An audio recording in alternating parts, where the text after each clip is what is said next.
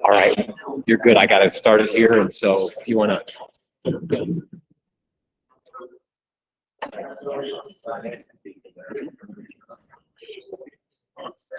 All right, we're ready to start? Yeah. It's 10 o'clock. Matt, you want to go ahead and have the Yeah, so sure. First, just say thanks to Jim. Before I do a roll call, I want to thank Jim Hess for stepping up. Jim's currently serving as our secretary and our chair and our vice chair. We're both not able to be here today, so Jim's going to step up and help lead me through the agenda. But before we do the roll call, I just want to start with some basic overview introduction to things. First of all, and I know there's a couple new folks in the audience. Most of you guys around the table have been here. You've seen this all before. I'll try to make it quick and painless. But when we talk about the river basin, we're talking about an area of land, includes 15 counties between Indiana and Michigan. You can see the map on the screen. All this land drains to the St. Joe River. And back in the 1980s, legislators recognized that if we're going to solve water quality problems or if we're going to manage flooding in the river, we got to work across this big area of land. So River Basin Commission was created. We try to address things. This is, from our statute, lots of words, but this is our basic purposes and power. The main purpose is to provide a forum for the discussion, study, evaluation of water resources, and also to coordinate the efforts of different local governments. Who the River Basin Commission is, you all sitting around the table, from each of the 6 Indiana counties. I should have mentioned that earlier. So although the whole big area includes Michigan and Indiana, because we were created by the state of Indiana, it's just the 6 counties on the Indiana side that provide our governance and the funding for the River Basin Commission. So who it is from each of those 6 counties is the mayor of the largest city, or the executive if there's not a city. If a county happens to have 2 Class 2 cities like St. Joe County, then both mayors get a seat on this commission. We also have the county commissioner from each county, a health officer, the county surveyor, and then a representative of the Soil and Water Conservation District. And each of those individuals has the ability by statute to appoint a proxy to serve in their place. Just some basic instructions. We don't have anybody who requested virtual access, so we don't have to worry about roll call votes for everything. But we do have sort of a custom of stating your name and the county that you're from when you make a motion. That way we sort of ensure that we don't have one county just driving the business of the organization. So if you could do that, that would be helpful. And then with that, I think rather than doing a formal roll call and I read out everyone's name, if I could just kind of go around the table, starting with Bob over here, if you could state your name, your title and affiliation, and then if you happen to be someone's proxy, who you're here representing.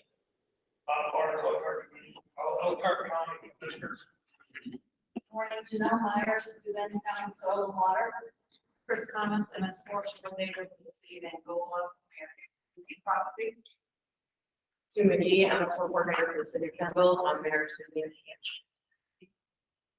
Jim Hess, County Soil and Water. John Roberts, Kosciuszko County, and Commissioner rep for Gary Garner. Jewel Wise, Kosciuszko County Soil and Water.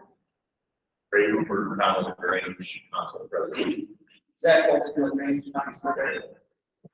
Well, now I'm Stephen County Director of Building and Planning, proxy for Amy Law. Mark Estate, Director of Environmental Health, St. Joseph County Health Department, proxy to the health office. The Water Area, Bill Carter County Surveyor. Dan Lash, proxy for Gulf County Commissioner, Anita Hess.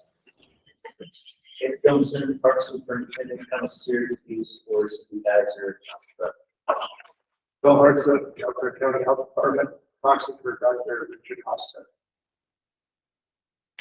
And I should have introduced myself. My name is Matt Mearsman, and I serve as the director of the St. Joe River Basin Commission, but technically I'm an employee of the Michiana Area Council of Governments.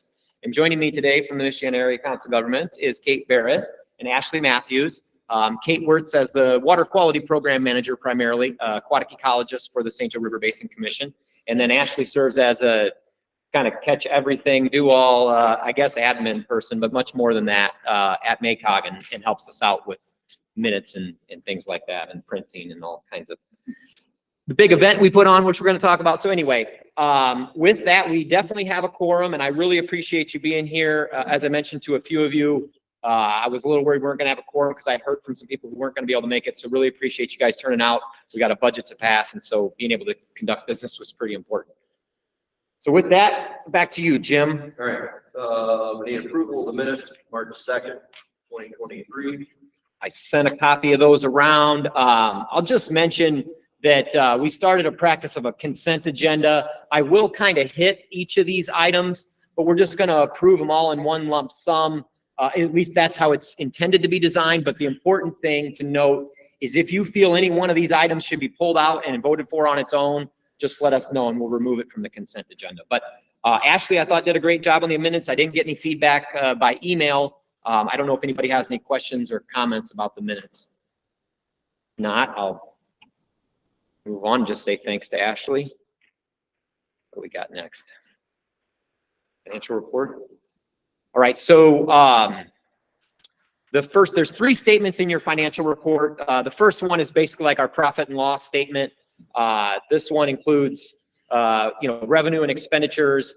I guess important to note that our quarters of our fiscal year, we are June 3rd, or I guess July 1st is the start of our new fiscal year. So we're almost done with this one, but we're always reporting a full quarter in the rear. So what you're looking at ended 3/31.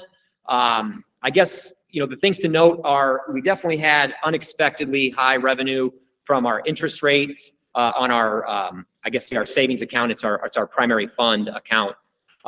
We're earning close to $1,000 a month on that with the balance we have in there right now. So we're well above our budget on income and revenue on that aspect. Yeah, exactly. I know.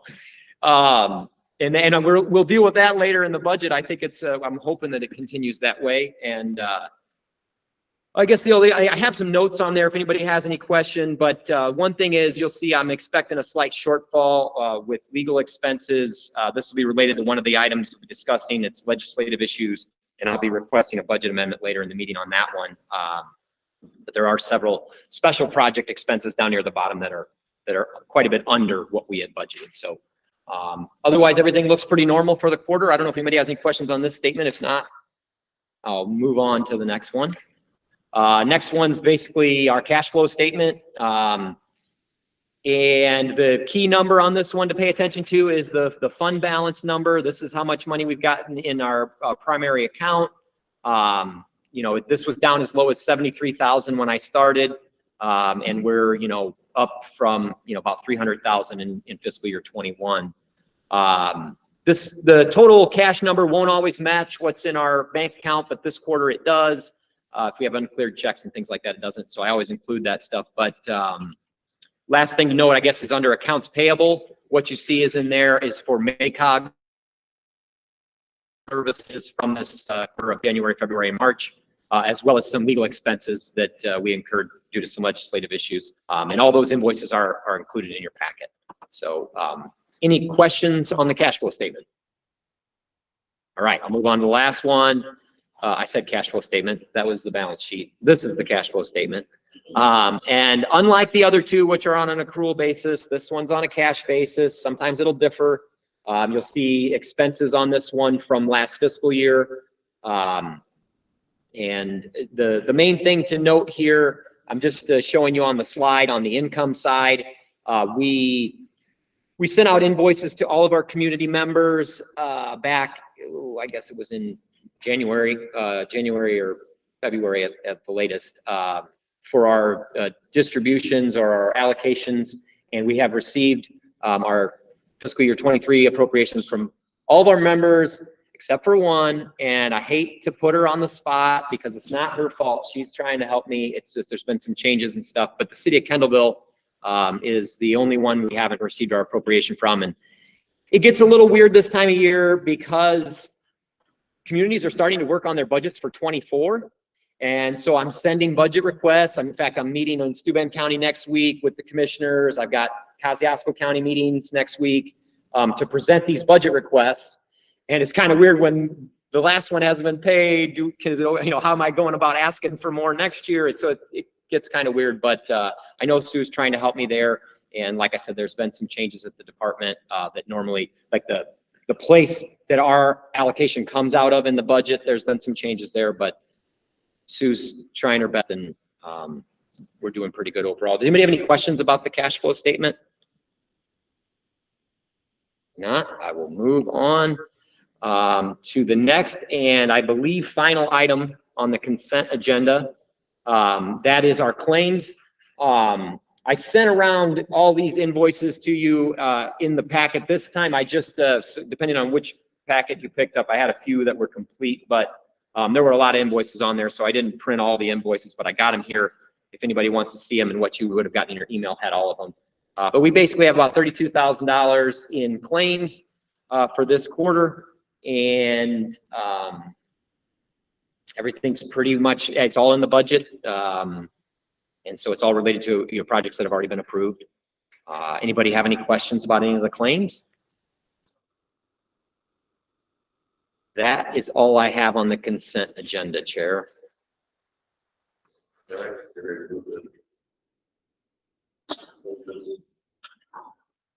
So we would just need a motion to approve the consent agenda. Yeah. So I entertain a motion for the minutes financial report.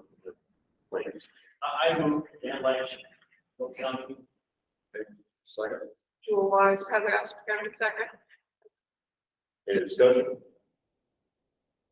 All signify by saying aye. Aye. Opposed? No. Opposed? Perfect. Thank you, Jim.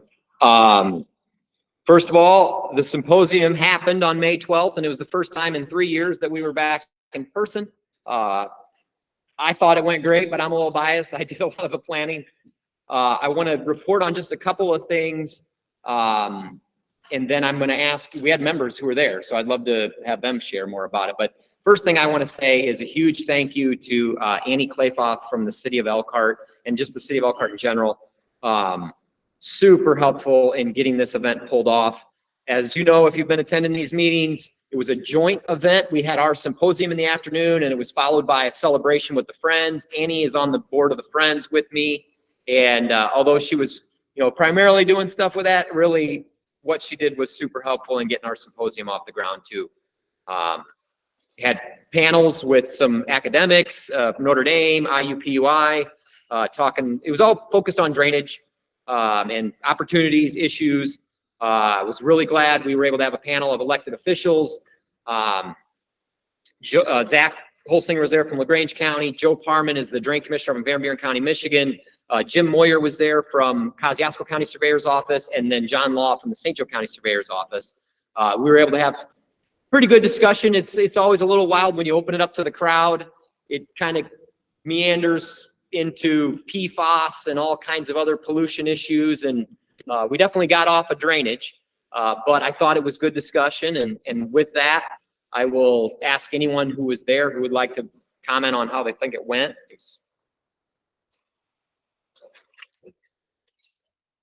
Someone's got something to say about it. I'm gonna put you on the spot. Chris? I thought it was very good. We didn't stay for the second half, but the discussion was very interesting. I was disappointed that it carried on into the second half because it was such good discussion. Like disappointed that you couldn't catch it, you mean? Yeah. Yeah. Yeah, but very good discussion. It was really interesting to hear all the representatives and the drainage official. Cool. Very good. Kieran, what did you think about it? Yeah, right. So just to say, a couple members joined late. Martin Franke from LaGrange County Soil and Water, Kieran Fahey from City of South Bend, and Kieran's office is like a block from the venue that we held it at. So that was nice and convenient for him. Did anybody stick around and have beers and wine or anything during the happy hour? Any members willing to admit that? Weren't driving the company car? All right. Well, it was well attended, and I thank every one of you who came and appreciate the support in putting it on. Any other questions or anything on the symposium? No actions required on this one, Chair. All right, water monitor. With it, I'm going to turn this mostly over to Kate. I'll talk a little bit about flow monitoring and stuff, but I introduced her earlier, Kate Barrett, much more than just water quality program manager for the river basin.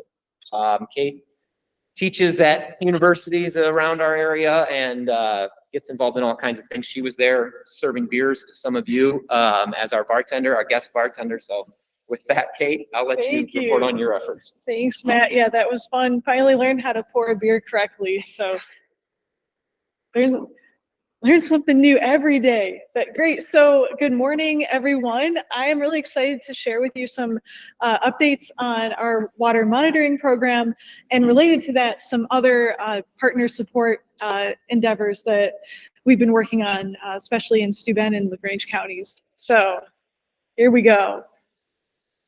The first thing I want to touch on is we are embarking on, for this summer, our third year of biological water quality monitoring. So we have this map displaying 12 sites that we have been monitoring since 2021 in the summer for macroinvertebrates. So we're looking at the bugs, aquatic insects, leeches, creepy stuff, creepy crawlies, and we throw these cinder blocks with these stacks of plates called Hesterdendi samplers, and they serve as like this apartment for the bugs to colonize, and then we come back later in the summer and cut them off, and then we ship them off to this lab in Ohio, and they scrape all the bugs off, and they do their thing, and they look at everything under a microscope and identify who's there, and they use that data from what kind of worm is it, what kind of mayfly is it, and they're able to assign each site a grade.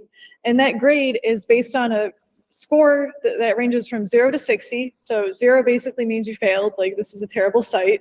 There's no biodiversity. 60 is like A++. And so what I'm really excited to share is that the 2022 data just came in last week from this Midwest Biodiversity Institute that we send our samples to. And so what I'll be presenting to you in the next slide is a table that is displaying the grades of each of these sites. So we have here, our table is showing the names of our 12 sites, and then the scores that were assigned to each of these sites in 2021, which was the first year of the program, and then last year, 2022. And that ICI score, that just stands for Invertebrate Community Index. So, and again, that ranges from 0 to 60. Now, what I want to show you is that mainly, if you look at the column that says ICI score 2021, there's quite a few that are fair, which means like, it's medium. It's like, it could be better. But what I highlighted here were 3 sites that really demonstrated significant increases in water quality in terms of the invertebrates shown here. So, for example, Prairie River at Hoschel Canoe County Park in Michigan, when I first sampled that in 2021, it was kind of surprising. It got a score of 26, which is fair. But last year we went up to 44, which is very good. And then Pigeon River at Scott Mill, right in LaGrange County, that also scored as fair in 21, but that jumped up to 50 this past year. And so that's really remarkable. And some of this could be some sampling artifacts. We did adjust specific locations where we placed these cinder blocks to find better quality riffles. And so this could be just, the first year kind of getting our bearings. But main thing I want to drive home is in that 2022 column, the worst score is marginally good. We don't see any fair or poor or very poor. So everything is like across the board, like in A, which is really exciting. And so I'm really excited to see what we find this year. So we'll be starting up hopefully in a few weeks with getting our samplers in the streams.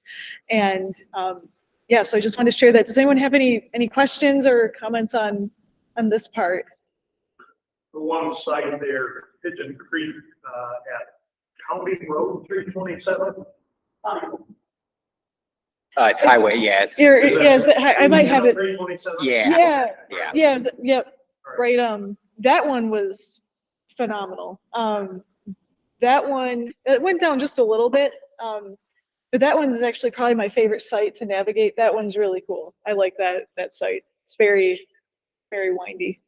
Is that a significant slip from 46 to 44? It goes, well, in terms of how the categories are, like the breakoff points, it went from exceptional to very good.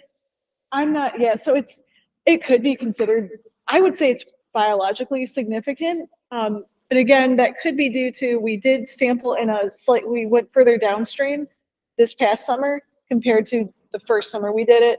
So I thought we found a better habitat, which is interesting in this previous year. So we'll see what happens again this coming year, this summer, because once we get 3 years of data, then I can establish baselines for all these sites and get an average.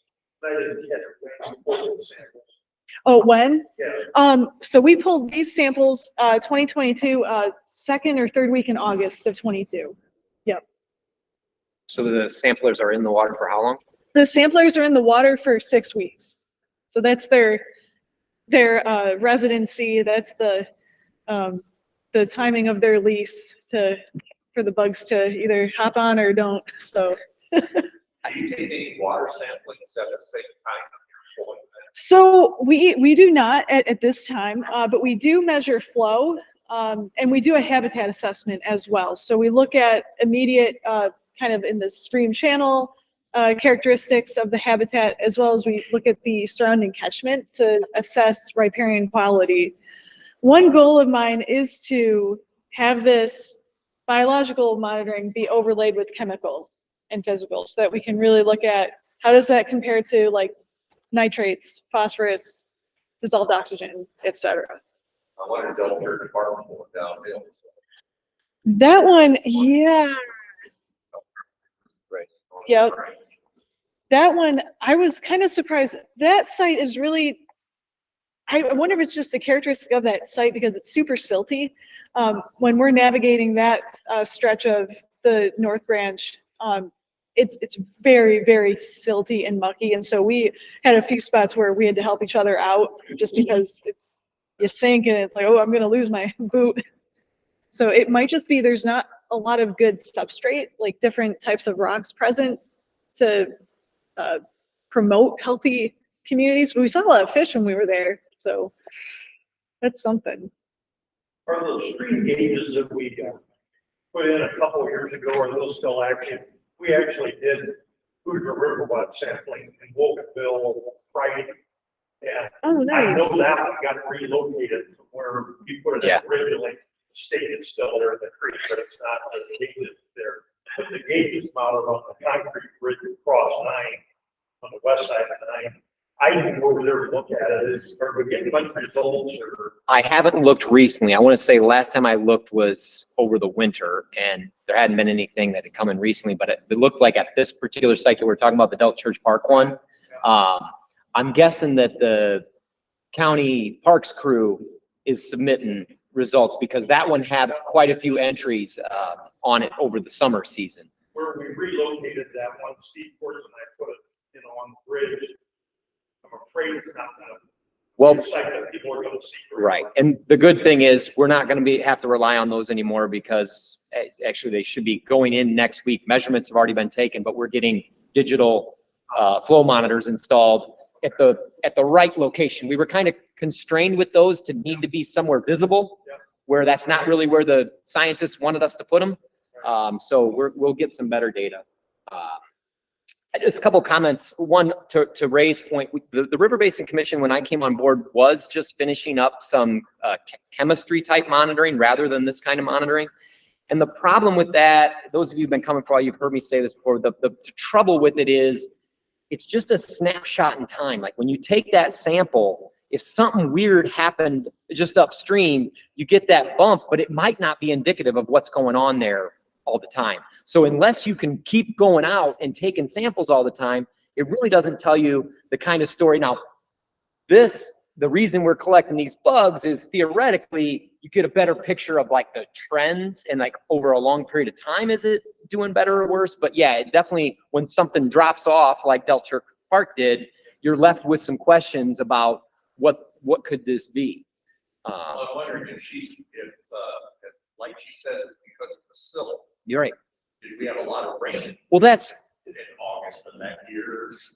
so what I was gonna ask, I mean, which I think is connected to this, is it seems like across the board, other than Delchurch, it's been an increase. Like every one of those sites pretty much went up, and even the ones that dropped, they didn't drop that much.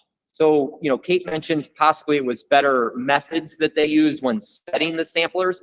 But my question for her was going to be, do climate factors and the kind of what could that kind of stuff also impact these things? Yeah, absolutely.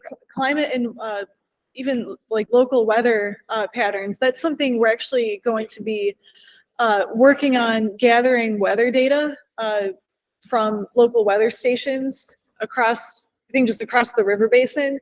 That way we can do some time series analysis and try to look at, okay, if we're seeing trends in like E. coli or the bugs or the fish, does that relate to any changes in precipitation patterns or how do they call it, like really hot, like number of hot, like extreme heat days or something like that. So that's something that we'll be working on with pulling some data, meteorological data. If over several years you pull consistently poor data, would you pursue that further to try to figure out just where the solution's coming from? I would, Yeah. absolutely. Would we do That's, that? yeah, I think so. I think that's exactly right. Yeah, no, I Not think, hoping we're on this lead. Yeah, yes. but what's cool is that most of these ones are coming up like that North Branch study we did. Those guys came up here and they said, man, we go all over the state. You guys got the best dang rivers anywhere we go. So in one sense, we're doing pretty good. I mean, we were created because there was problems, and we do have problems, but relative to a lot of other places, we actually got something to protect here. I think that's what that data is showing to me. Yeah, I think so. If you don't act on that, there's no point in doing it. I mean, that's the danger. Yeah. We've seen that happen where people get into monitoring, but they're not really sure why they're doing it, and they don't really act on it when they do get results. Yep, filing cabinet. Yep. Yeah, right. Great, thank you. All right, so as I said, so this will be, look forward to an update at the next meeting with how the 2023 field sampling season went. And we'll be doing this every year. So this is going to be, this is just the start of a long-term data set. Great. And then some other exciting projects that are underway starting as soon as next Monday. I've been assisting, providing some strategic water monitoring program assistance. Want to highlight what we've done in Steuben County. So Steuben County, their Lakes Council has been involved in annual monitoring of primarily lakes and inlets to lakes for the past decade or so.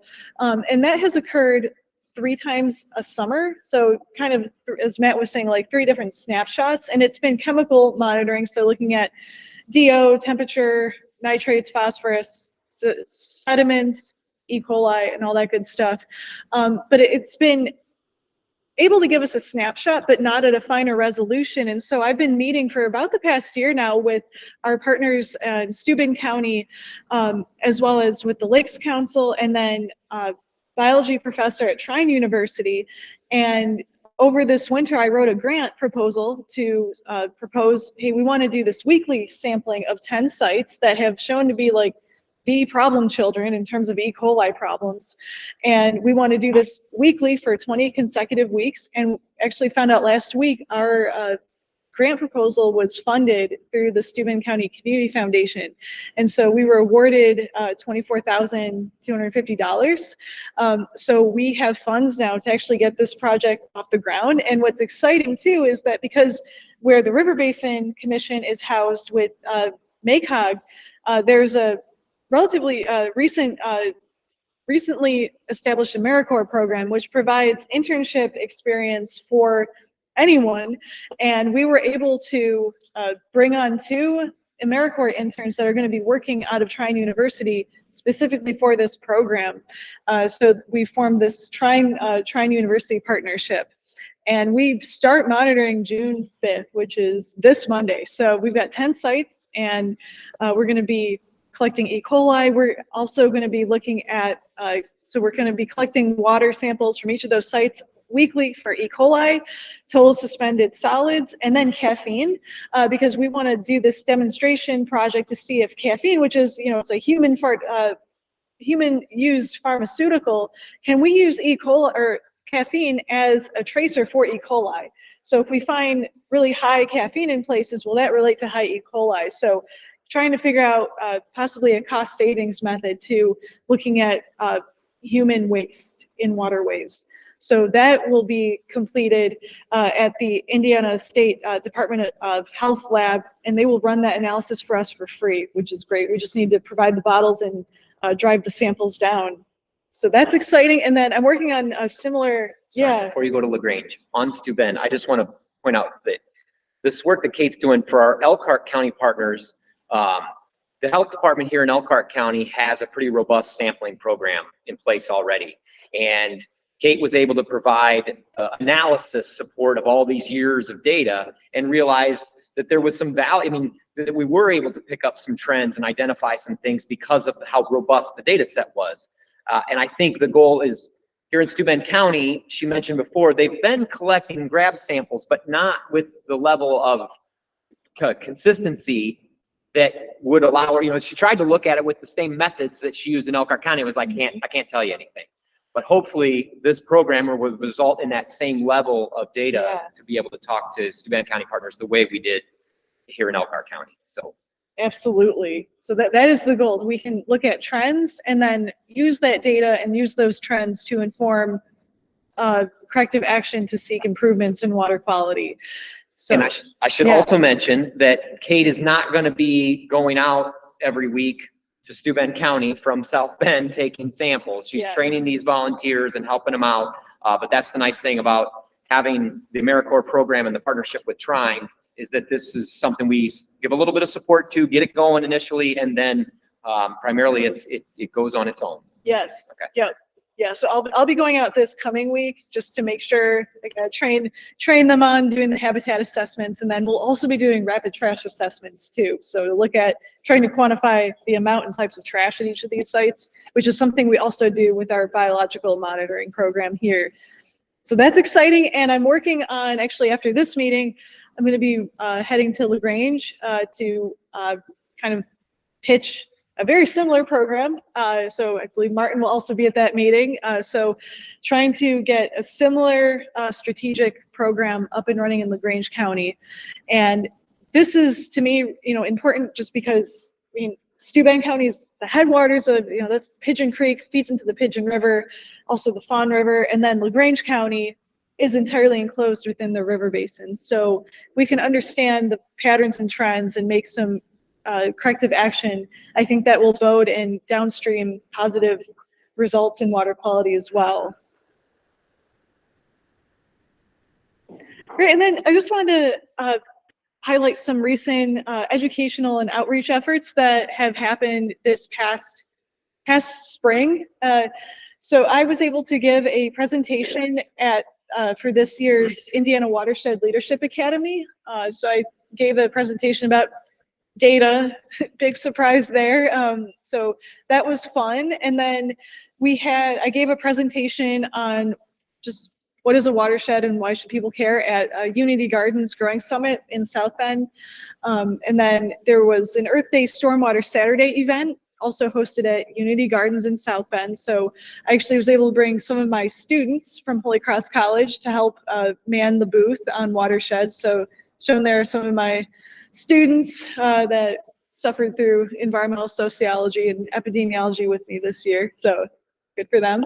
And then I also submitted a paper to Indiana Academy of Sciences to present just kind of a synthesis of how is the water quality doing in the St. Joe River Basin. And so I went to that conference in March and gave a short presentation, and it was a good experience.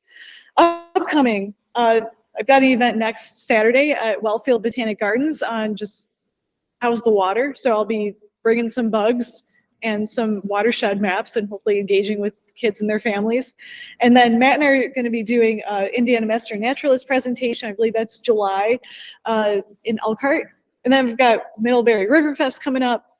And then there's Hoosier River Watch workshop coming up that I'll be co-facilitating. I've got more on that in a few slides.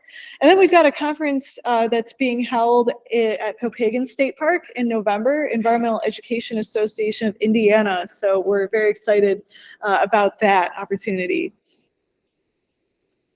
Great. And then you've heard about this before. I'm going to keep this short and sweet. We're working on a web map that's presenting, hosting all of the available water quality data that I can get my hands on. So we'll be continuing to work on this and get some documentation and tutorials out.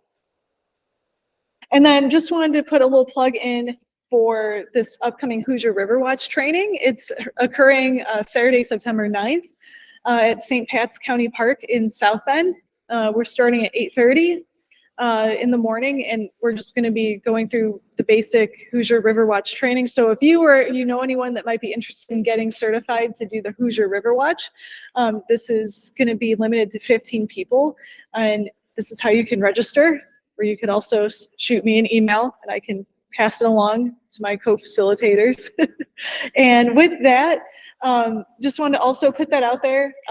If you have data or you just want to talk about like monitoring or anything like that, I'm happy to help. So there's my contact info there. So thank you very much for your time. Anybody have any questions for Kate? I told her to put all that stuff in there. Oh, wow. Sorry about that. I don't know why that's happening. It's my computer. The Apple is trying to be smart and like have my computer talk to my phone. But I told Kate to include all that stuff because the thing, I tell you guys, she's come on now. It's been almost 2 years or whatever, and she's doing a lot out there. And I want her to like plug all this stuff that you're doing. You're out there in the community working with our partners. So let folks know this is your time to tell them about it. So I encourage her to put that stuff in there and let you know what I want to say sort of in response to that. I don't know if any of you are thinking like this, and you got to take my word for it at this point, but she's really efficient with her time. So she's listing all these things that she's going to, but I have to review her timesheets. She's like 15 to 20 hours a week is all she's billing to the River Basin Commission. So a lot of this stuff is being done. I don't know. She tells me it's not, but I feel like it must be being done on her own time. Otherwise, she's the most incredibly efficient person I've ever met, which she may be. But I just want you all to know that I feel really good about having her join the team, and that, we're both just part-time, but I feel like we're really getting out there and doing something and having a presence in the communities that we, 5 years ago, 6 years ago, when I first got started, we just weren't able to have. So thank you, Kate. Thank you. I know the efforts you put forward for the Elkhart County and San Francisco, Yeah. putting all that information together was super helpful and great. And we can use that as a tool now to kind of see different spots, and we already knew where some of the real bad spots were, but now, especially as an SWCD, I can look at outside the area, some of those areas, and what that was. So hopefully, it's been great. That'll be real beneficial for them to help pull some of that stuff together. So Thanks for saying that, Jim. Definitely. Just a couple things that still sort of fall under water monitoring programs that I want to touch on. This is more on the quantity rather than quality side of things. We talked about at the last meeting getting some of these devices that I mentioned to Martin that measure the height of the water, get them out so we don't have to rely on volunteers making notes about what the water's at. Those are going out next week. The consultant that we worked with, we're also working with them in St. Joe County on a tributary there that we've talked about at past meetings. But we have 4 units going out in Noble and LaGrange counties in the North Branch of the Elkhart. That's the map that's showing there. This is all areas that feed into the West Lakes areas, Indian Lakes in LaGrange County. But we are working with this hydrologist who goes out, takes the velocity measurements, the channel profiles, does all the science that's needed to be able to tell how much water is going through the stream. We've got 3 of those going out in that watershed, and then we've got 1 going on the Fawn River in Steuben County near, I think it's called Nevada Mills. And that was it was requested by the city of Angola, and it's helpful with the water study work that's been done or being done in Steuben County. So we've got those going out, and so far the data that's been coming in Phillips Ditch has been really cool. It's robust, and it's kind of telling us some stuff about what the streams are doing and how they behave. And looking at the opportunities that we have, I reached out to many of you about some checks that just mysteriously arrived in some of your community's mailboxes from Monsanto. We had I think 6 or 7. I mean, the city of Angola, town of Bristol, city of Mishawaka, South Bend, Osceola, even in Roseland, 2 little satellite communities of South Bend, as well as the counties of St. Joe, Elkhart, and Steuben, all got these checks, you know, to the tune of like $17,000 from Monsanto. And there was some confusion, like, what is this? What's this for? We didn't ask for this, or we didn't sign up for this. And in fact, in Elkhart County's case, it's like, we told them we didn't want that. And so we looked into it, and this, not surprisingly, happened across the country. There was, it's related to PCBs, I think primarily in the product like Camba, but an herbicide product. And it was settled out of court. And as part of that settlement, Monsanto said that they would give some money to any community that touches a water body that's listed as impaired for PCBs. So apparently your community has part of its footprint over a watershed that is listed as impaired for PCBs, and the money is intended to be used for monitoring. Does not say of PCBs, but it was kind of just their way of saying, here's something that can help you on your own figure this out, I guess, or figure out how you stand. I got to recruit some help from our attorney just to make sure I was given good advice, and that was that technically there is no restrictions on how you use the money. It's intended to be used for monitoring, but you can use it for what you want.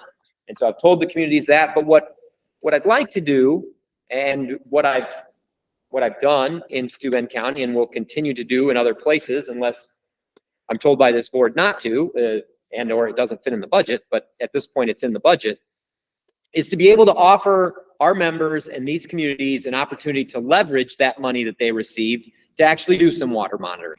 I'm not thinking of PCBs. Kate has done some work with PCBs, and it's kind of one of these things that's, even when you find it, what do you do about it? It's not clear. And the amount of effort that's involved in it is pretty intense. So we've been having luck with this flow monitoring. And so what I proposed in Steuben County was that the St. Joe River Basin Commission has enough money in its water monitoring budget to purchase more of these the devices, and pay for the annual subscription to keep the cell phone plan up, keep it up there on the internet. That's usually, I mean, you're looking at maybe $1,200 upfront cost, and then another $300 a year for the cell phone plan and things. So pretty low annual maintenance cost. The big cost is related to taking the measurements that need to be done to translate water height into volume. And that's what we've been doing at all these other sites I've already spoke about with that hydrologist. And the cost of one of those is anywhere from, let's just call it $15,000. So about, it's definitely, those checks would be enough money to cover that work. And once that work's done, it's done. You can then, just like the USGS does, you can report volume moving through and understand how much water is moving through the system by just knowing how high the stream is. So we'd like to offer, and I would like to get around to some of the communities and just say, you know, if you want to use the funding for water monitoring, here's one way we can do that. And the River Basin can support it by purchasing the equipment and keeping that equipment up and online if the member will cover the cost of the measurements that need to be taken. So that's what we're thinking on it. I mean, like I said, I'm being upfront with it though. They can spend it on what they want, but here's an opportunity to use it for monitoring. So that's what I'm thinking on that. I don't think we need any action on it. Like I said, there's money in the budget for it now. So unless anybody has any questions or concerns about that, I'm going to proceed in that direction. I think that's it on water monitoring. Very good for business. Yeah, definitely. And this one I will try hard to keep not too much but this was my big project this year for sure. I talked about this at the last meeting, but it was still not, it still hadn't made it through. It hadn't gotten the governor's signature. It made it across the finish line. I'm still calling it House Bill 1639, but it's now a public law. Our statute has been changed as a result of this. Fortunately, all the changes to our statute don't change anything about what we do now. All the changes are to say, if you want to do something else, here's the process to transform into this other entity. And for those of you who've been coming to the meetings or know anything about Northern Indiana, this is what this does is it allows us to do to ourselves what was done to the Kankakee River Basin Commission. So the Kankakee River Basin Commission had this done by statute. The bill basically forced it on them. This bill gives us and other river basin commissions, as well as just any watershed like ours in the state of Indiana, the opportunity to transform into one of these things. So what does that mean? Well, first, the important thing, and we got this through towards the end, we would all have to approve. I say we, I'm not a voting member of this thing, but all of you who are sitting around this table would have to agree that you want to do this. This commission would have to vote unanimously to do this. So that's the first step. We'd have to say, yes, we think this is a good thing. The second thing is all the counties would then, the county executives, so the county commissioners in the end, even if we all said, yeah, this is something we want to explore, it's something we want to do, we're supportive of this, each of the 6 counties would have to say, yeah, we want to move forward with this. We're going to pass a resolution saying we want to create one of these things. And that's the second necessary step. Well, to jump ahead on the bulleted list that's on the slide, there are other requirements. We'd have to do a water study. We have to have a watershed plan. We have to show the Natural Resources Commission that we've done our homework about how we're going to proceed as one of these new entities. When this happened to the Kankakee River Basin Commission, they had just finished up a big implementation plan that laid out, here's the things we're going to do to the river to try and hold it together when it floods. And here's how much those things are going to cost. So that made it a lot easier for the legislators and the decision makers to say, yeah, we want to create one of those things because that's the stuff we're going to do. So we would have to come up with that kind of stuff. But the purposes are very much like what we do now, except there's even the explicit mention of recreation as well as water quality could be part of the purposes of one of these things. Certainly flooding, drainage, and stormwater are the primary ones. You can't even do water quality until you address flooding and drainage, like in your plan. You have to have a plan for both of those things. But the key thing and the biggest difference of this, two. So if this board said, yeah, we want to do this, and if all 6 counties said, yeah, we're interested in this, and then the Natural Resources Commission said, yeah, you guys have checked all the boxes, and this is the thing, you're good to go. Here's the 2 things that happen. One is this board changes. It becomes, from each of the 6 counties, county surveyor, 1 person appointed by the commissioners from each county, and then 1 person appointed by the mayor or the executive of the largest municipality. And if you have a stormwater board, there's like rules in there like that it's the stormwater board person that you appoint as a community. So that's the first thing. But written into it is a provision that this entire board, so our health departments, our soil and water districts, by default become members of an advisory board to this one. And although you don't have votes, John Law, who's usually here and sits on the Kankakee River Basin Commission's advisory board, has said that he's been surprised by how much influence that board does have over the actual commission. So anyway, that's the one thing that changes. This board changes. The big change and why I think counties would choose to pursue something like this is that it gives us a unique funding mechanism, a brand new funding mechanism. Right now, the money that's being appropriated to us is either one, out of the Indiana General Fund. We get about $100,000 a year from the state of Indiana. And two, from your commissioner's budget. And it's usually like a general fund kind of line item. And sometimes it comes out of stormwater or utilities. But it's cutting into other bills that you're trying to pay. And we raise about $50,000 total from all the communities that helps us do this. Well, that leads to about $150,000 budget. And you can imagine the kind of price tag on true interventions that you're going to make, whether it's, you know, creating floodplains or restoring wetlands or restabilizing banks, going to cost. I mean, we can do some planning with $150,000 and we can do some monitoring, but there's definitely limitations on what you can do with a $150,000 a year budget. The way this works is there are caps set in the statute, and I did some analysis. There's some big numbers on this thing, but basically, right from the statute, and it says this in our thing, the maximum assessment rate, and these assessment rates are levied per parcel, or depending on your land use. If it's agricultural land, it's per acre. And these are the maximums. So maximum is $1 per acre for ag land and $7 per residential parcel. The big ones are commercial and industrial. And I think in the Kankakee River Basin Commission, where this came from, this is the same numbers they used over there. We had the change put into ours that we don't have to charge the maximum. Like that's just how much it was. If we determine that we don't need this much money to do what we're trying to do, it doesn't have to be that high. The other big thing, which I had on the last slide but didn't say, and my surveyors in the room know this is something I'm always talking about, but we don't have to levy the assessment in this exact way. What I mean by that is you have to do the math and figure out how much your county would generate using this per parcel, per acre thing, but then you can apportion it amongst the landowners based on benefit like we do with drain taxes. So if a county decided, you know, yeah, we know we're on the hook for, it's LaGrange County, for what is it, $495,000 a year that our residents are going to have to pay. But we don't want to have farmers paying $1 an acre. We're going to apportion this based on how much runoff you generate or based on some other tax class. I mean, you could do it based on a lot of different factors.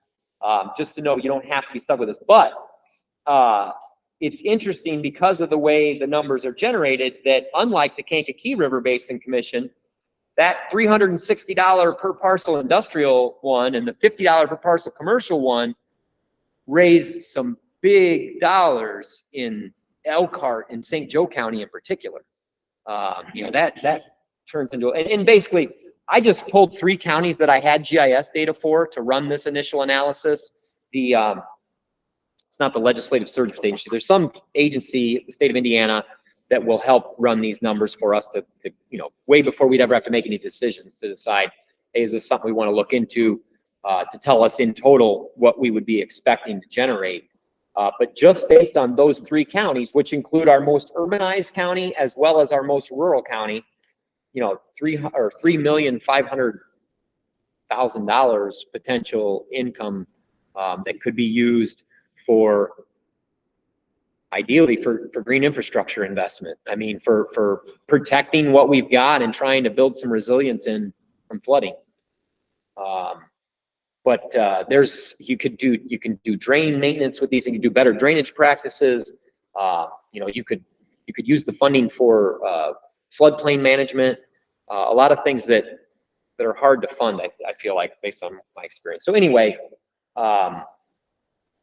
it's there as an option, and it's something that we'll see. I think as an existing River Basin Commission, you know, we're ahead of the game in trying to do this. Down in Indianapolis, I think they're going to be looking at this, but they don't have an existing River Basin Commission. So who's going to do the studies? Who's going to do that kind of stuff? We're in a position now, like the Kankakee was, where we can do some of this legwork that's needed to get there on our own. And honestly, you'll see in the slide coming up, I think some of the stuff we need to do it anyway. Even with a $150,000 a year budget, it's helpful to have a plan that says where we should be spending our dollars and what our priority implementation areas. So I'm going to stop.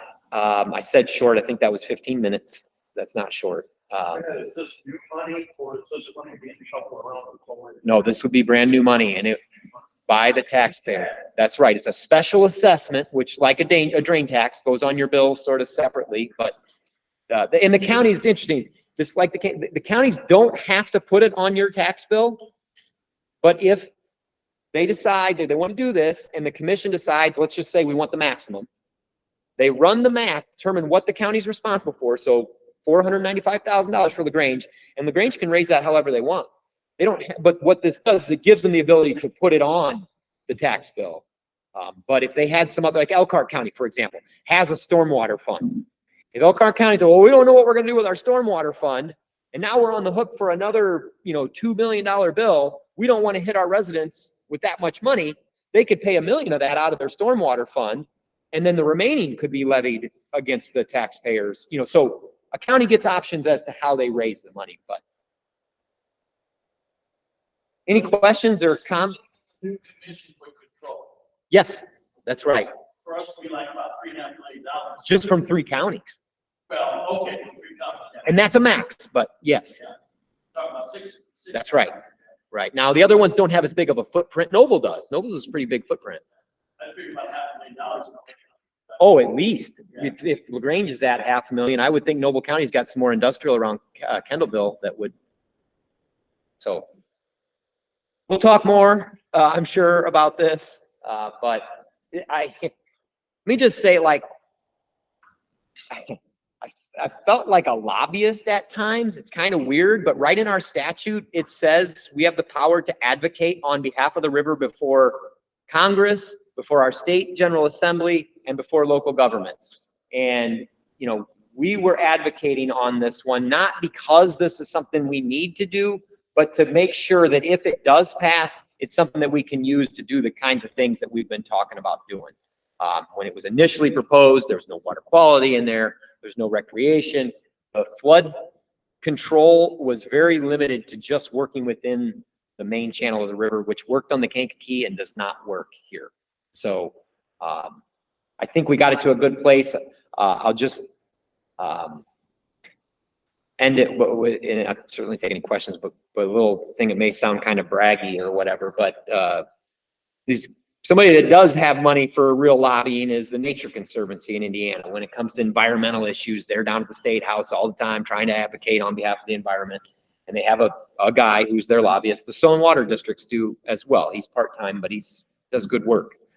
And both of those guys came up to me after one of the testimonies that I gave, and they said, if this passes, this may be one of the biggest environmental wins in the Indiana General Assembly in a few years. And I think that's really sad, but I'm glad that we got it across the finish line. And if we have support for it from our counties, we'll use it to do some good stuff. I think we can fund investment in green infrastructure with this, and that's pretty cool.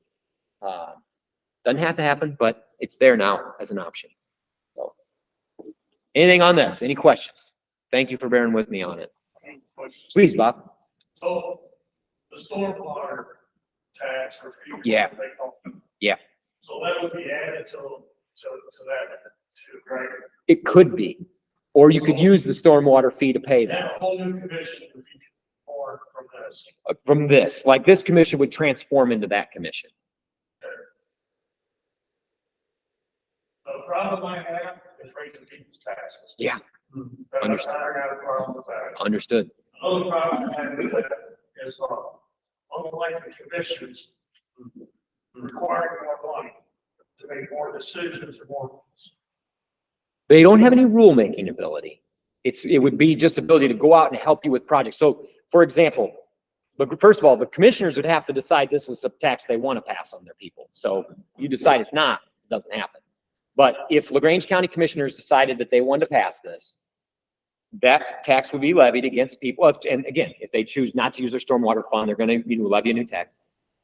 That money comes and it's controlled by the commission, but we would have to get LaGrange County's permission to go and do projects in LaGrange County. We don't have any regulatory authority. It would be if you wanted to create 2-stage ditches, or you want to create a bank stabilization project or build some offline storage, you could say, hey, commission, you got that money from us.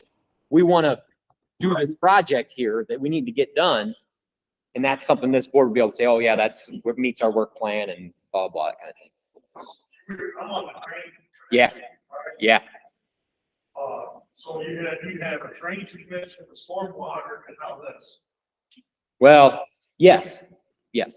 So is there a reason why we need to have all three if we're gonna have this? The only argument I would say is it's not something totally new because it takes the place of this thing. And the reason this thing is added to your list of, we already got a drainage commission, we already got a stormwater board, why the heck do we need a river basin commission? And that's because both of those first things you mentioned are just the county.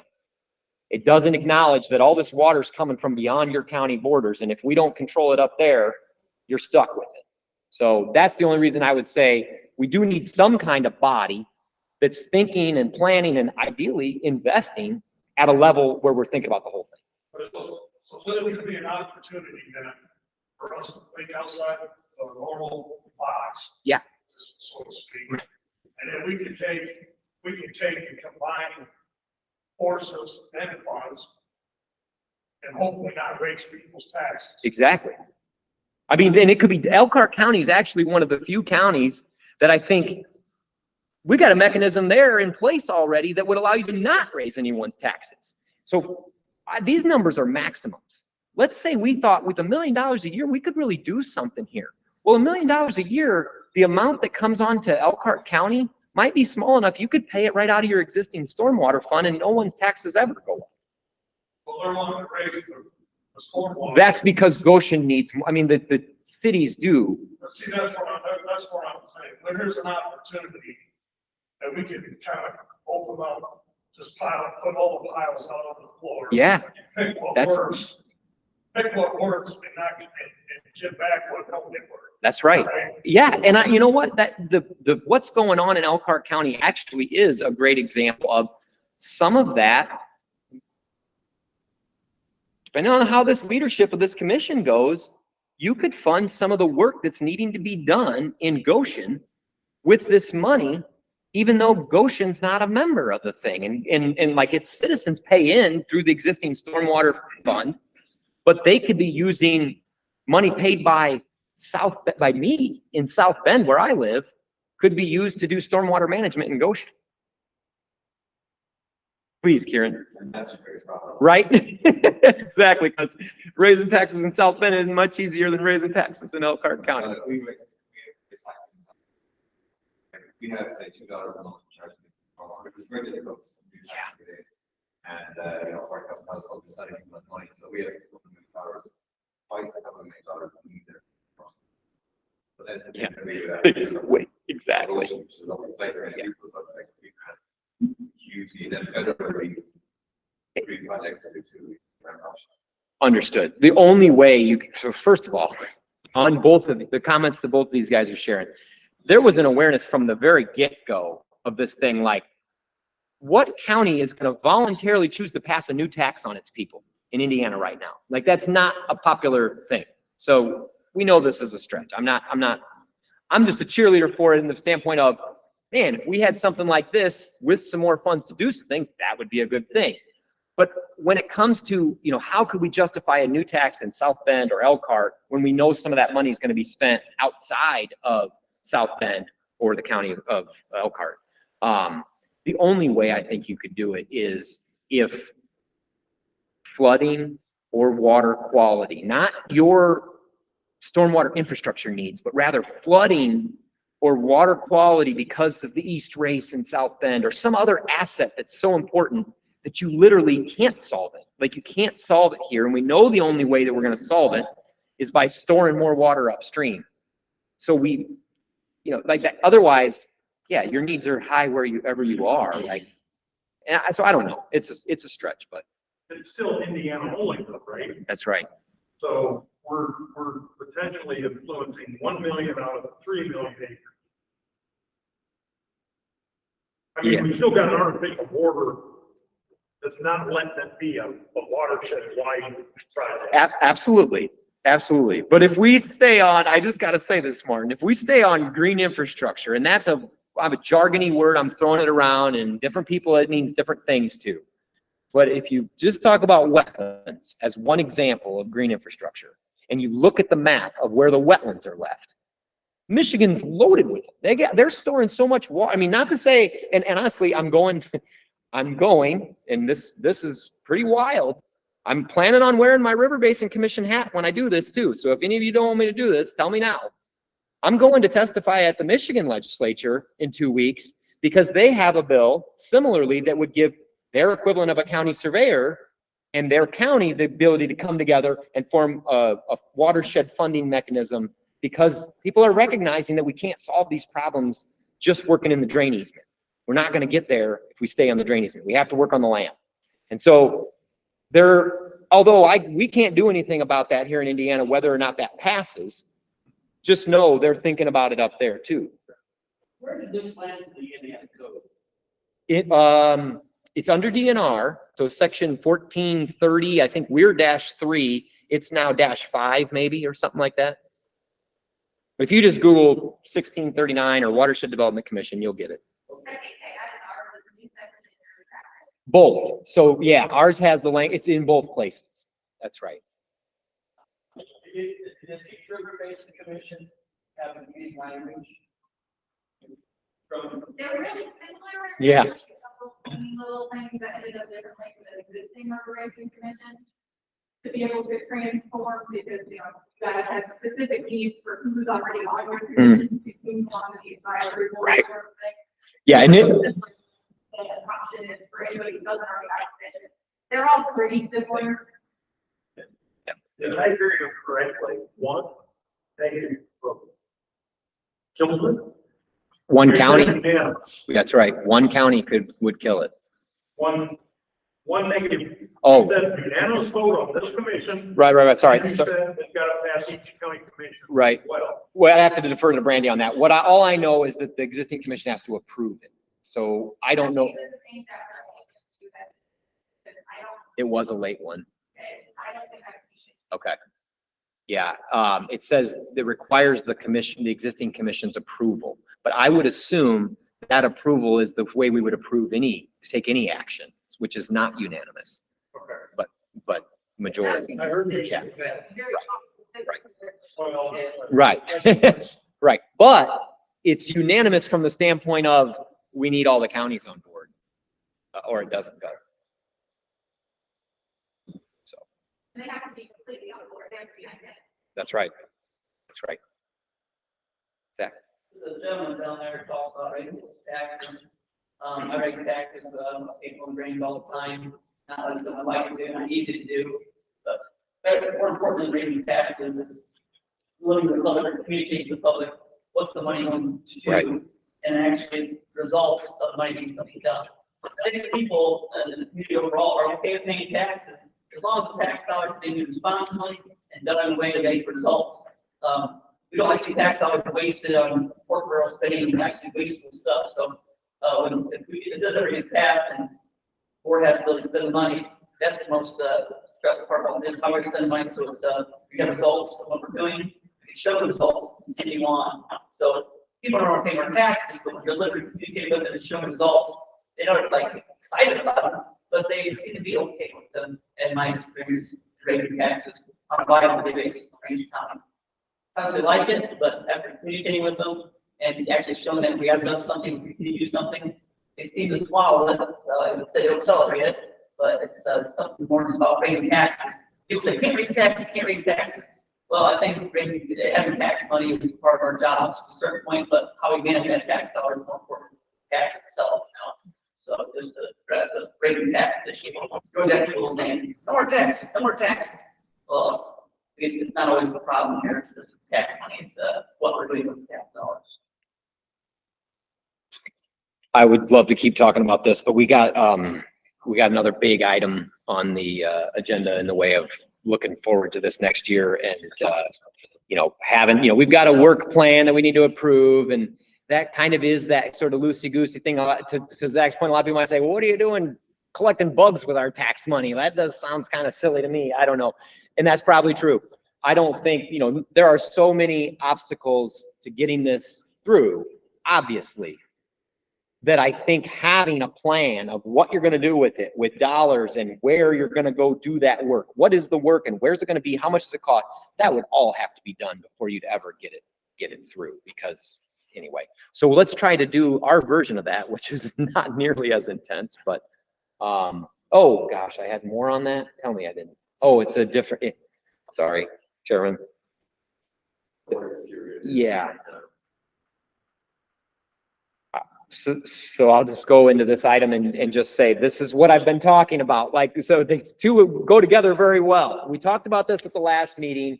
I feel strongly that we need to move in this direction. I have not got any quotes. I need to put together sort of like a request for proposals to find some folks to help Kate and I with the development of some kind of an implementation plan. I'm outlining some of the things up here, but really, it's the kind of thing, I imagine it being the kind of thing that the Kankakee River Basin Commission had that justified what it did. And it's something we could use even with the money that we have, I think.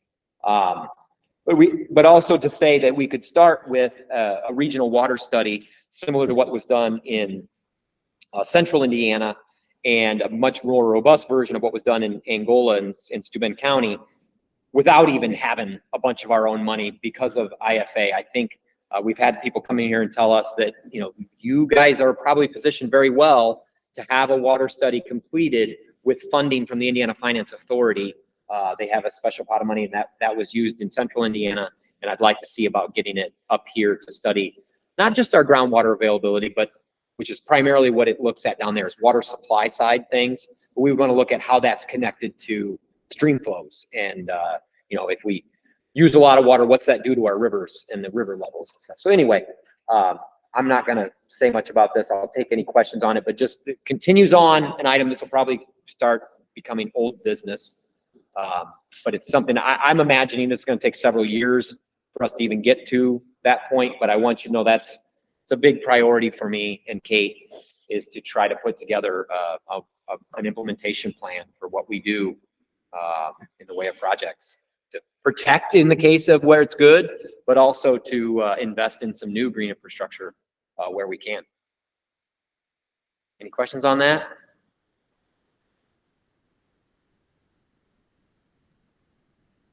Okay, very good. Yeah. Legal contract. Yes. Okay, our contract with Thorne Grodnick, Brandy's here today. You've heard her weigh in on some things. She's been super helpful to me. That agreement we have with them is just a 2-year agreement. And Brandy had warned me that we needed to revisit that agreement and make some changes. I went back and looked as far back as I could see, which was over 10 years in our records. And the rates really haven't increased in over 10 years. And when she kind of took over for Joe Zakas, who was serving us when I started, I think she kind of looked at the rates then and was like, whoa, this is like half of what I'm charging St. Joe County. So Brandy provides these services to other county entities, and basically the new agreement includes some increases in our rates that would amount, for the meeting attendance, would amount to about $400 a year additional. And then for her assistance on different issues, the hourly rate goes up from 130 to 200. Otherwise, there aren't any changes to the agreement. So I would like to ask for a motion to approve our chair to enter into this agreement unless anybody has any issues.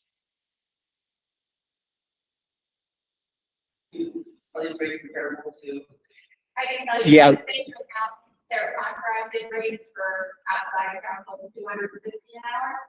And for my other, like private clients, I would be 245. So you still giving me up. Yeah. I had that in my notes to add what it was for St. Joe County. I don't know what some of the other counties are, but. Martin Frankfurt, the great county, will do so. Michael Steiner. Got around the top 10. Any discussion? All in favor? Aye. Opposed? Okay.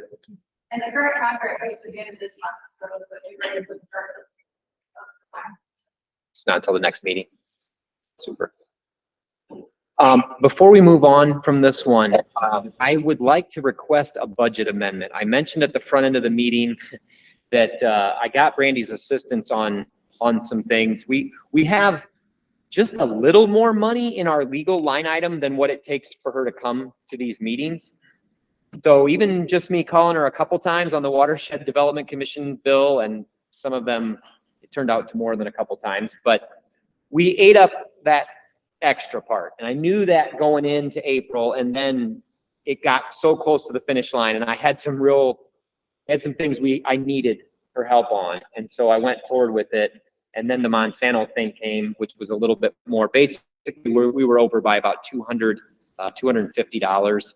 And so I'd like to request a budget amendment to add an additional $300 into our line item for legal expenses for this year's budget before we move on to next year's budget. Otherwise, I don't know if we just carry some kind of balance. I'd hate to do that with them, and we definitely have the money in our budget. It's just not in the right place. So you're saying you're bringing that 3,000? No, it would be 2,300, I think.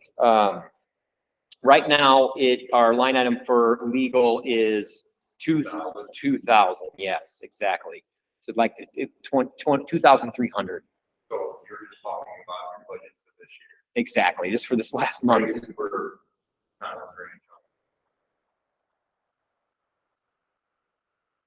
Second. So we need to get that vote. Thank you, sir. All in favor? Aye. Opposed? Super. Thank you, guys. You will see in the next one on the budget that I've built a little more into legal because of that, not only with the new contract, but needing that help. So first, before we talk budget, when we can do these together, or you can do them separately, whichever. I included in your packet our fiscal year 24 work plan, which the budget is based on. No significant changes to this other than under special projects. I included an item in there to address this strategic plan stuff and all the, kind of pre-work that would have to get done to, to get to any kind of point where you're going to ask for real money from anybody, whether that be a county or the state or the individual landowners. But basically on the back page, it's under planning and resource development. That is study water use, water quality, flood hazard mitigation, and the drinking water, wastewater, stormwater, and drainage water management system needs of the basin. All that stuff is mentioned in the language of that new bill. So I want to make sure that it's something that we can work on within our work plan as we move forward. Otherwise, all the other stuff is still the same as before, and I didn't make any significant changes. That's obviously all contingent on us being able to get the money from the state that we currently do and the local government members that we currently do. Any questions on the work plan? So if you want to handle them together, Chair, I don't know what you think. I can talk about the budget. Well, I was gonna ask. Yeah. How you feel about like the priorities, the implementation of the first, that. Yeah. Play in place, is that adjusted, do you think, okay? Well, I think just having it in the work plan, that piece we're good on. Like now though, we get to the budget, it's a little bit different thing. And we can talk about that now if you're all right with handling. I don't know, that's why I didn't know if we want to tie all that together. I'm happy to, unless anybody wants to deal with them separately. Well, I think I'll make a motion. Okay. We're to adopt the 24 work plan. Thanks. Okay, we have a second. Jill Myers, do that again. All right, any discussion? All in favor, aye? Aye. Opposed? Okay. Super. So on the budget, and I'll start right off, even though I've actually, the slide is going to throw us off a little bit, Jim. Hey, can I come back to it? Is that all right? Yes. Okay. So before I actually show you the budget, there's an important thing, and we used to talk about this a lot when I first got started, but the last few years I haven't talked about it much. But the budget's broke down into two sections. There's like basic operations and special projects. The work plan was the same way. Front page, basic operations, back page, special projects. The basic operations is what we divide up amongst our members and ask for. And some of that is established in our statute. It says we have to divide it amongst the counties based on the land area. So we're kind of, that's the way we have to do it. And then because we also have municipal members, we use a formula that has to do with population to come up with the amount that we ask for of that county's bill. How much do we ask the city to pay? Couple changes in, and I should say, I mentioned earlier in the meeting that we are now requesting money out of 2024 budgets from communities. And that money is based on our current budget, okay? So our current budget our basic operating expenses were $65,160, okay? And so that's what we're trying to raise from counties. That's up a little from what we had in our budget last year. It's like 2 to 3%. That changed the request amounts a little bit for 2024 compared to last year. The other thing though, was we had a new census finally. Like we finally got census data with new population, and that kind of changed some things a little bit. And so we saw some population growth in our cities at a higher rate than what we did in our counties. And so in most cases, everyone went up just a teeny little bit, but there were a couple that went down a smidge. And so I think Kosciuszko may have been one. I'm not sure about that. No, that still went up a little bit. I swear there was one where it actually went down just a little bit. Maybe it was, I don't know. But as we move, and then this isn't something, you know, that we approve per se, but it's just knowing when we talk about our budget for 2024, next year, this time of year, that's the amount that I'll be dividing up and asking for from folks. So we had some new numbers this year, and I'm going around talking about those and you know, asking them to please build this into your budget. But it's not no significant changes. Just wanted to let you know that we're using new population data, and we have been raising our basic operating expenses about 2%, 2 to 3%. And with that, I'm going to move into the budget, which I don't know how many of you remember the discussion from last year, but last year when I presented it, it was 2 to 3%, and some folks said that's not nearly enough. And what Not nearly enough. I know, and Ray's saying it again, and I knew you were not going to be happy with this because it's the same. That is 2 to 3. It's not the same. Go ahead. The first thing, you're already $26,000 in the hole. You spent $26,000 according to this little thing, $26,300. And you're even budgeting less than what you had budgeted last year, or expecting less out of your. Help me with the 26,000, Ray. What do you mean? Are you talking looking at the budget page? Yeah. Yep. Down at the bottom, you had. Oh, right. 28,000, spent 93. We budgeted for that. The actual, so look at the next column. Forecast is that we're 12,000 on the positive side. So that we did Okay. our budget would allow us to go 26 in the hole, but I don't expect that's going to happen. Just the way the timing of our water monitoring stuff went, and mostly the planning and resource development. You know, we didn't spend nearly out of that what I thought we might. Yeah. According to this, you went over your projected forecast, right? Because your 23 forecast, Yep. 168 or 106. Total expenses were 168, went 193. No. I think I'm Yeah. agree with what the actual specific budget that is asked, and the forecast is what they think that at the end of this. Yeah. This will actually affect. Yeah, Ray. So what's confusing you is that line you keep looking at, the one that goes to 198 and then ends with a $26,000 loss. That's the budget that I'm operating from, meaning I can't spend any more than those line items on things like the legal one that we just did. You know, that actually is going to go a little more in the hole. It's going to be 26,500. But we didn't spend the full amount in all those line items. So in reality, we're going to end up coming out, best I can tell, we're going to come out about $12,000 ahead. We only got 1 month to go. So And here again, I'm a proponent of never going backwards. So you've got stuff here where you had your budget for 23 was 12,500, dropped it down to about Our budget for 23 was which? for information technology. Oh, yeah. And I've never known information technology, you go back. Okay. So we bought a computer this year. We don't need to buy another computer this year. That's why.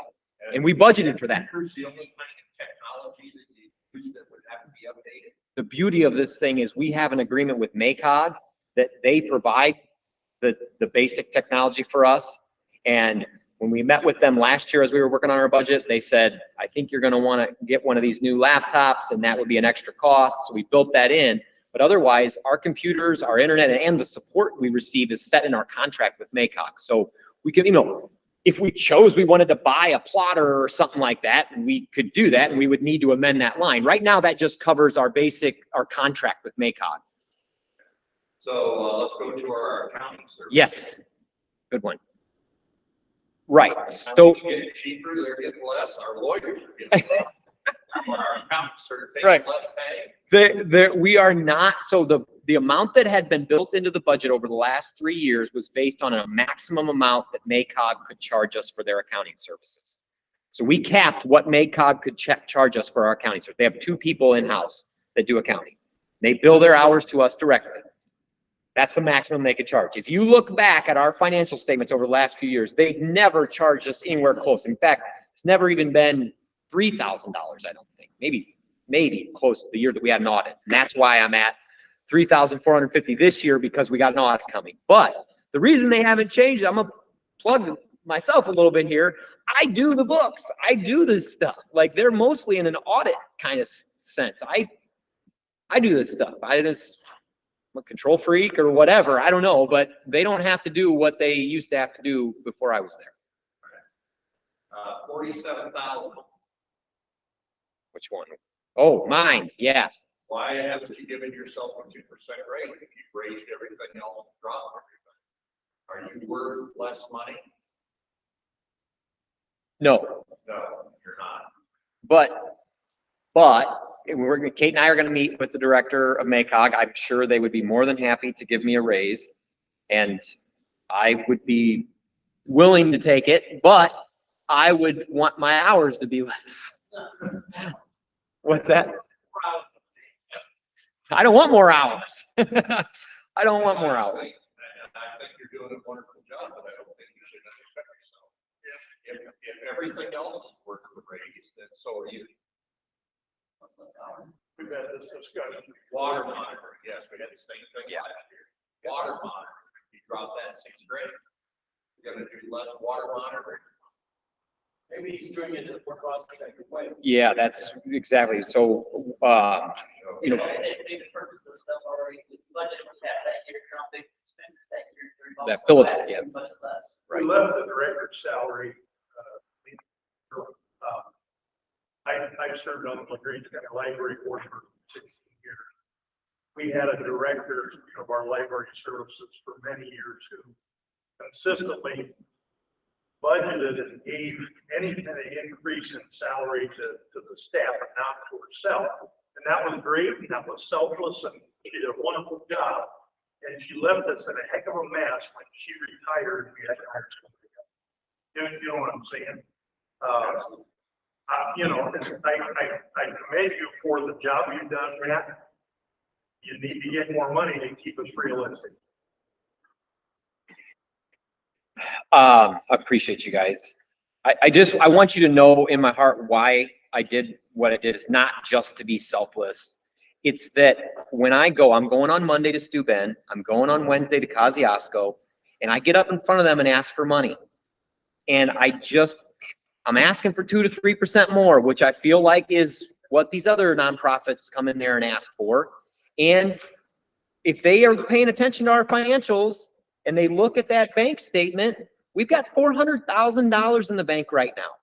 And I want to use it for strategic planning, Jim. That's where I was going with that. I don't feel like I need to budget it out of income, because I think we've got it sitting there ready to be used because we've been smart over the last 7 years. But I struggle because of this thing that I explained in the slide before about if my salary falls under the basic operations part of the budget, which it should. I mean, without a director, that's a key role. Like, you need that under basic. But if we raise mine and we have an audit this year, we're talking, I mean, I don't know what kind of raises you're thinking about, but it's going to get into the 5–10% range. And it's just like, when I go before, I mean, you know, Sue's sitting here from Kennelville, like all these communities are like barely able to pay our bill, I feel like. And I don't know if that's just the way it always is. No matter how much you ask for, they're always going to be like that. But that's how I feel. Ray, I come to you in town of LaGrange. You guys are a small town. And it's like, I know it's not a big bill, but if I raise it 10%, I just feel weird about it. I don't know. 10% is what, $13. 10% Of yours, that's right. That's right. Good. You know how much I ask for. We're talking about that. 10% of yours is what, $4.70. Right. It's not that much. You represent us in a most unique manner. You are a valued person in the state of Indiana. When you have other people coming to you and talking to you about watersheds and environmental projects and different things like that, you are worth your weight in gold. To get somebody like you, we're not going to be able to do it for $47,000, even at your hours. Right. I don't work that So stop selling yourself short. much. I'm not. There isn't any of these people in here that are public officials that don't get their raises. Well, I get mine. We all get them. Don't sell yourself short. I'm just saying. There's some other ones here you cut way back on planning and resource development. yeah, that would be. They grant all of that. And 10,000. it's the total amount though that hasn't been, I mean, I don't know. I guess, yeah, part of me was just wanting to pass a balanced budget. Well, I And understand that. yeah. I understand. And I also, I guess the other thing, Ray, is, and not that I don't disagree with you on lots of stuff, I just feel like we can, and maybe this isn't the right way to go about it, but I feel like we can handle that stuff as it comes. So planning and resource development, that's a great one. $8,000 is not going to be enough to do the kind of plan that I want to do. But once we get some proposals in and it comes in and it says, that's going to be $250,000 or whatever it is, that's when I would come in here and say, you guys, we got a proposal. I think these folks can give us what we need. And we're going to be in the hole $250,000 on that year's budget because of that. And I feel like we can do that. I just look at these as like, these numbers that are in there now is kind of what gives Kate and I the latitude to kind of go on a daily basis and respond to requests. And we have a purchase policy that some of those things I would even need to come to this board for, but some of them we can just pull the trigger. It's in our budget. I can call Brandy up, get her advice on something because it's in my budget. And I feel like these numbers are enough that $50,000, the only reason that's going down is because I came in here last quarter and asked you for a $37,000 increase in that budget line item. So I'm thinking if I've got $50,000 to spend out of, and now I've got $47,000 for people who can support this program, we can do more water quality monitoring than we've ever done. That's all I'm thinking. That's what I'm thinking of. So as a taxpayer, I appreciate what you're doing and I appreciate how you're trying to keep the costs down. And because, you know, our county commissioners who I represent once, they're feeling the pressure from people who are under extreme pressure now with the rate of inflation, and they think we can use their taxes down. I think it's a good move. Thank you for doing that. Thank you, Dan. I'll never forget Bob's predecessor, still on the commissioner, Susie Wyrick. I met with her. She was brand new on the commission, and I sat down. I said, and Martin, you said it yourself. You're crazy going into LaGrange County asking for $13,000 when last year we gave you 1,000 or 3,000 or something. And I sat down with Susie to talk about the number that we were going to ask him. And she said, you know, I've got the Humane Society coming here, Meals on Wheels. Like, there are so many needs at these counties. And I feel like until we're at that point where we're spending more than we're bringing in, I just don't feel right about now. And that's not about whether I'm getting what I'm worth, or and that's more of a total budget. I feel confident about, like, let's take it as we, right now we have not faced anything that we weren't able to handle with an amendment. So this kind of keeps us driving in that same direction, but it's not stalling us, because the one thing you guys helped me with, and it's a trap that mommy fell into for a while, they didn't ask for any increase at all. For like 5 years, they kept it at the same amount, and then they got stuck and they could never get any more. And so I feel like a 2 to 3% is reasonable, and it, you know, that's just, again, that's my thinking on it. I'm like tasked with coming up with this thing, and I'm trying, but. Next to this longer, less in details, but it's been ordered for them this next year. I think, more than else, stuff or not. For us to question that kind of is a little disrespectful, certainly sometimes. If he feels fit, and what he feels happy with, I think we're on that, he comes back and stuff, he can ask for it. About that. And I would, I promise you guys, I would. I seem to remember when we started, we were sitting at like $152,000, so we added the fund. Yeah. Yeah. Yeah, it was 7. Yes, we are. And I think because of that, we're going to be able to do this big one that I want to do.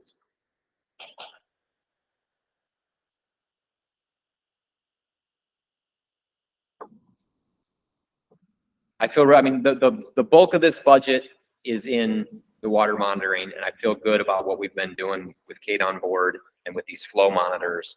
And I'm leaning into that right now. I mean, I'm also going to keep doing the, getting out there to the drainage board meetings. And I mean, that's still a big part of what we do.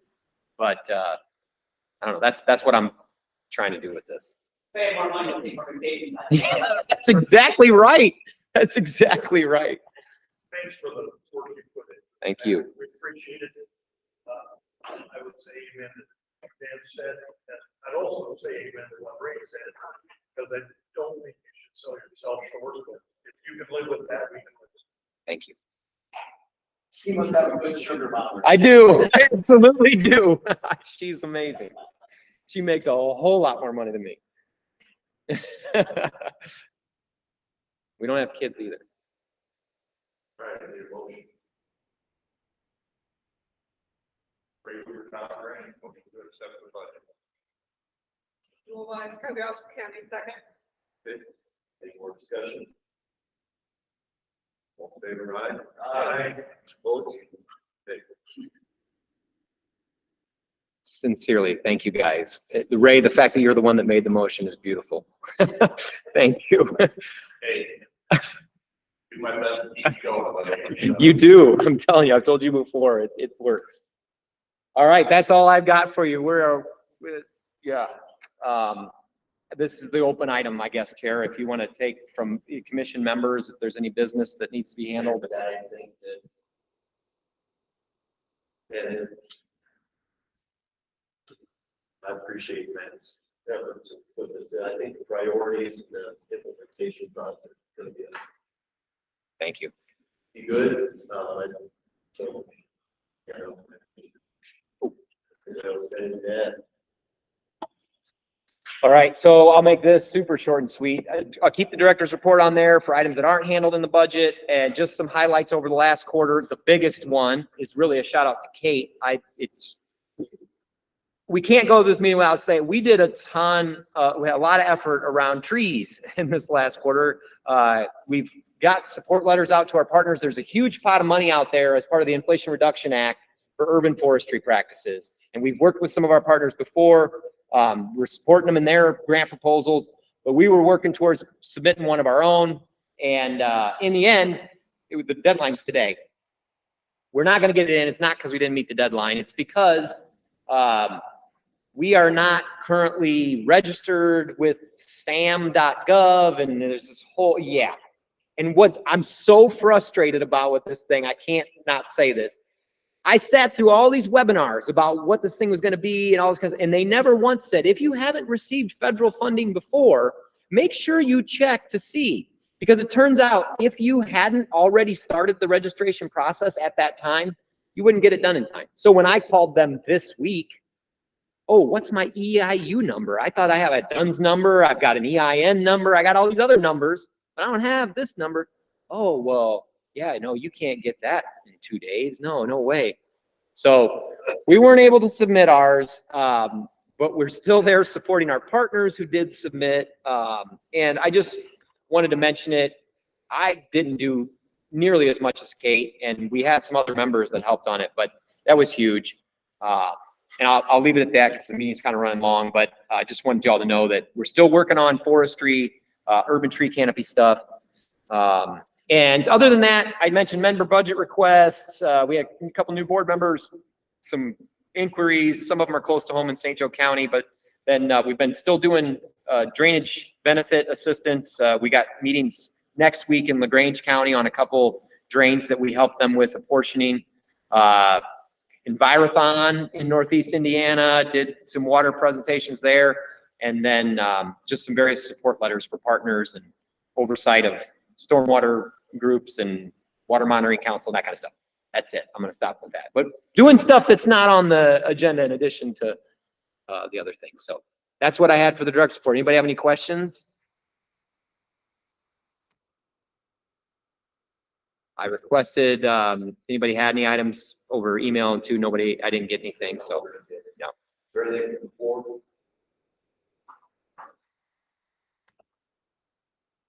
Looks like our next meeting is here Thursday, September 7th. 2023. Should I let Alicia know you want to run that one too?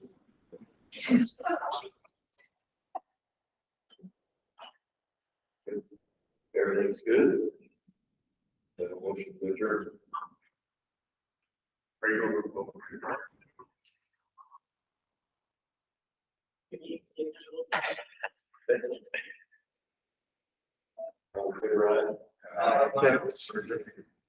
Sincerely, thank you all for being here. I know it's long and it's a long drive for some of you. Appreciate it.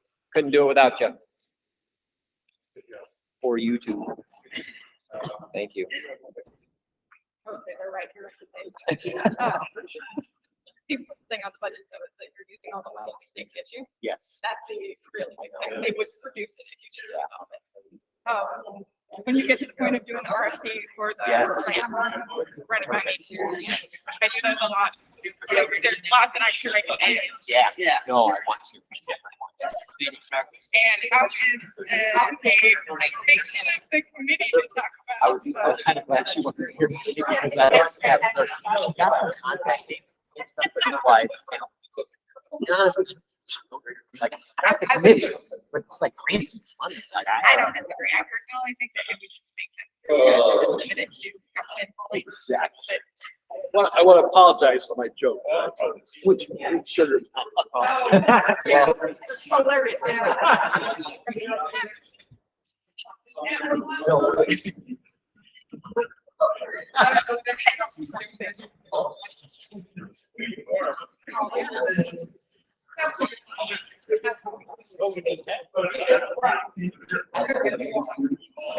I know I was. Guys said they. All right, sounds good. Good catch.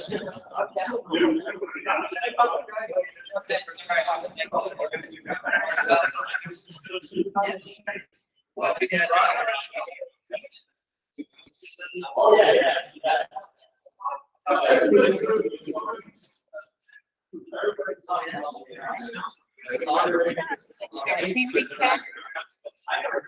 Not sure. Oh, yeah. We went to, something on the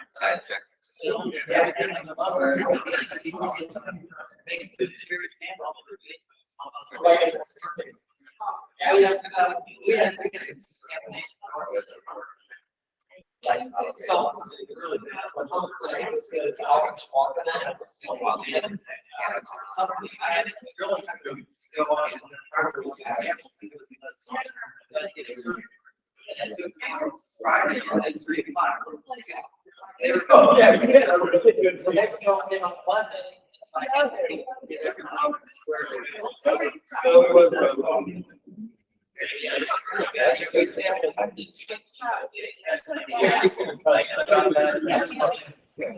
so the results, guys.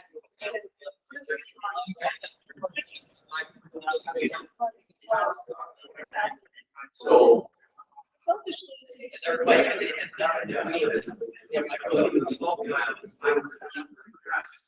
So they would reorder them.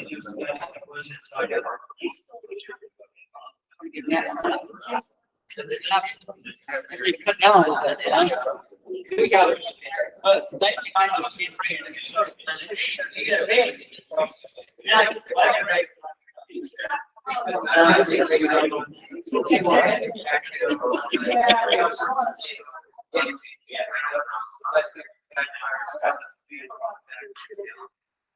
So at least we've really